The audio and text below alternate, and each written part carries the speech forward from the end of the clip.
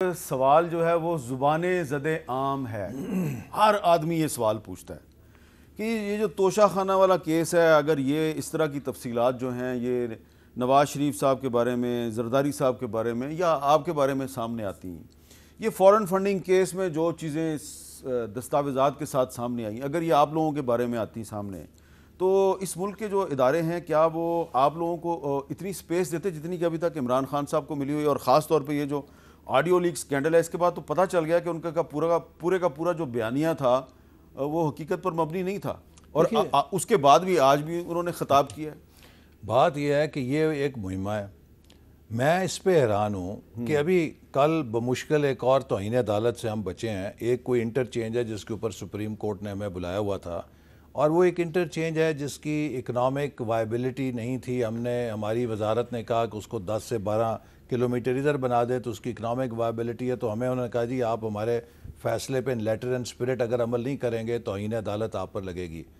عمران نیازی نے chief justice supreme court کا فیصلہ جو کہ ڈویژن بینچ کا تھا پنجاب کے بلدیاتی اداروں کے بحال کرنے کا، 7 مہینے، حامد میر صاحب میں کہہ رہا ہوں 7 مہینے تک اس نے جوتی کی نوک پہ رکھا.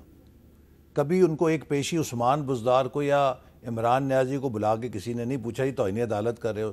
یقین کیجئے کہ ایک سول جج کی عدالت کی بھی کوئی اس طرح توہین نہیں کرتا جس طرح عمران نیازی نے سپریم کورٹ کے اس فیصلے کو روندا. میں کہتا ہوں کبھی کسی نے نہیں پوچھا.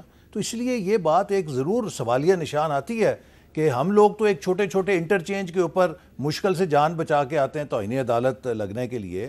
ایک بندہ جو 50,000 پنجاب کے بلدیاتی نمائندے ہیں ان کو غیر آئینی طور پہ برطرف کر دے، سپریم کورٹ بحال کرے، 7 مہینے تک وہ اس فیصلے پہ عمل درآمد نہ کرے، اس کو ردی کی ٹوکری میں رکھے، اسے کوئی پوچھ ہی نہیں سکتا.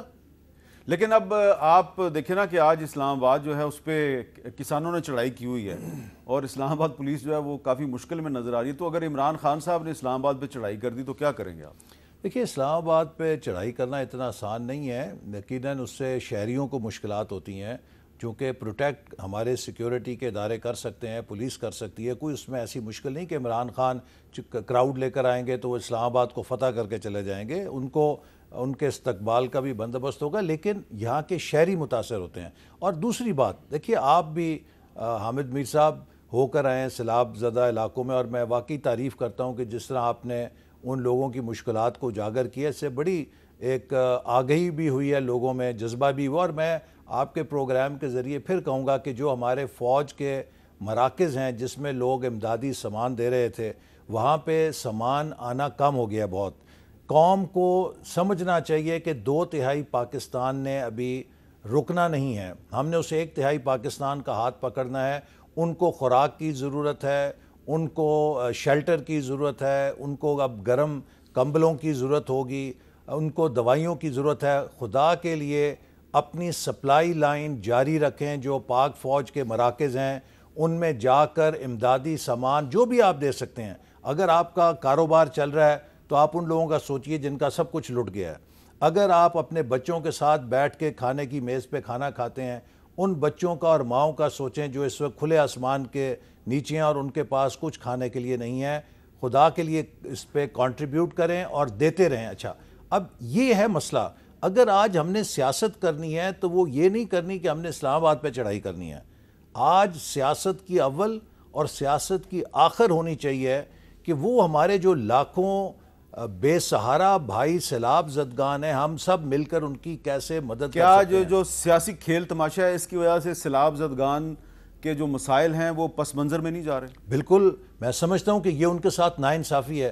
اور میر صاحب میں آپ کو یہ بتاؤں، جتنے بیرونی، کیونکہ میری وزیر اعظم نے ڈیوٹی لگائی ہے national flood response coordination centre میں، تو جتنے بیرونی ڈیلیگیشنز آتے ہیں انہیں ہمیں بریفنگ دینی پڑتی ہے. اور وہ جب سیلاب زدہ علاقوں سے ہو کر آتے ہیں، UN سیکرٹری جنرل سے لے کے کانگریس پرسن جو امریکہ کے یا ترکی کے اداروں کے سربراہ، جو بھی جس ملک کا ہے، غیر ملکی صحافی، یقین کیجئے کہ جب وہ ان علاقوں کا آ کے ہم سے ذکر کرتے ہیں یا ان کی آواز بھر آ جاتی ہے یا ان کی آنکھوں میں نمی آ جاتی ہے.